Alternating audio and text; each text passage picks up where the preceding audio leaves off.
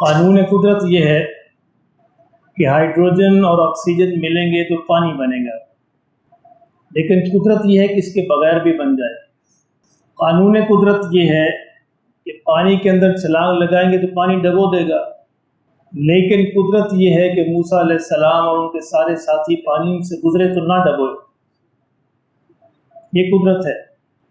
कानून कुदरत है कि आग के अंदर छलांग लगाएंगे तो आग जला देगी, लेकिन कुदरत यह है कि इब्राहीम अलैहिस्सलाम आग के अंदर जाएं तो उनको ना जलाए।